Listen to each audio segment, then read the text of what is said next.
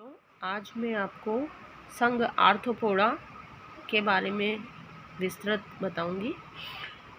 संघ आर्थ्रोपोडा दो शब्दों से मिलकर बना है, आर्थो और पोडा। ग्रीक शब्द में आर्थो का मतलब होता है जॉइंट और पोडा का मतलब होता है फुट, अर्थात संयुक्त उपांग वाले जंतुओं से है।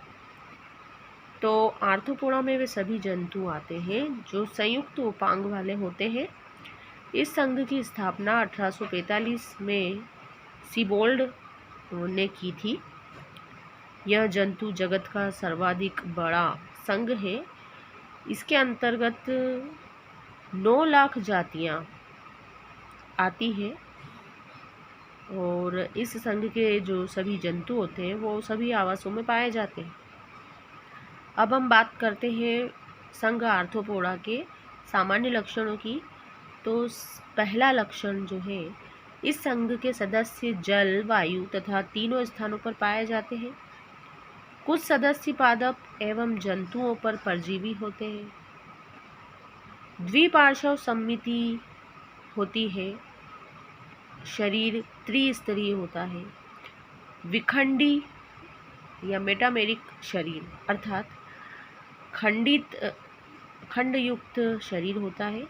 त्रिस्तरीय मतलब 3 स्तरों का बना होता है और सममिति द्विपार्श्व प्रकार की पाई जाती है। अब हम देखते हैं दूसरे कैरेक्टर। शरीर गठन अंग तंत्र स्तर का होता है।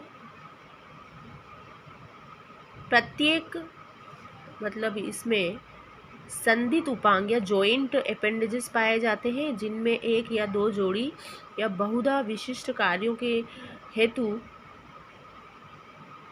रूपांतरित होता है। एपिडर्मिस द्वारा स्त्रावित काइटिन का बाह्य कंकाल जिसे समय समय पर निर्मोचन द्वारा उतार दिया जाता है। मतलब इसकी शरीर पर एपिडर्मिस जो होती है वो काइटिन का बना होता है और वो बाह्य कंकाल होता है जिसे शरीर के द्वारा बार बार निकाल भी दिया जाता है। शरीर बहुधा इनका जो शरीर होता है मुख्यतः सिर, वक्ष तथा उदर में बटा हुआ होता है तथा सिर एवं वक्ष प्रायः मिलकर सिफेलोथोरेक्स अर्थात सिरोवक्ष का निर्माण करते हैं। मतलब उसमें सिर तथा वक्ष दोनों जुड़े हुए रहते हैं। अगला पॉइंट, वास्तविक सीलोम न्यूनीकृत होता है।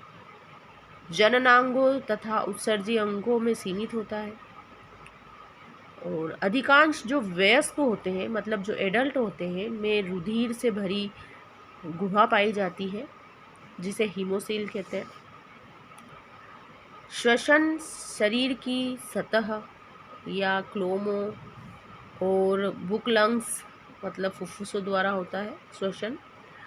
पाचन तंत्र पूर्ण होता है और मुखाग्र विभिन्न प्रकार के अशन स्वाभाविक के अनुकूल होते हैं। उत्सर्जी अंग, ये बहुत इम्पोर्टेंट पॉइंट होता है इनका।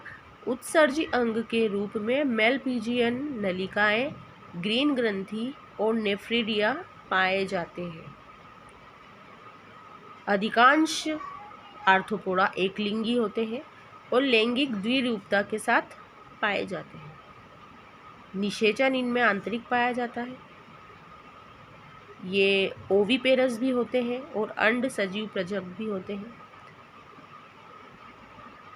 इनमें जो परिवर्तन होता है वो अप्रत्यक्ष या प्रत्यक्ष या एक से अधिक लार्वा अवस्था भी होती है। कुछ में अनिषेक जनन पाया जाता है।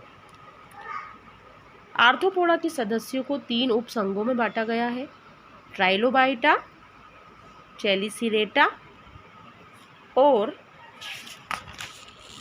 मैंडिबुलेटा। तो ये 3 संघों में बांटा जाता है।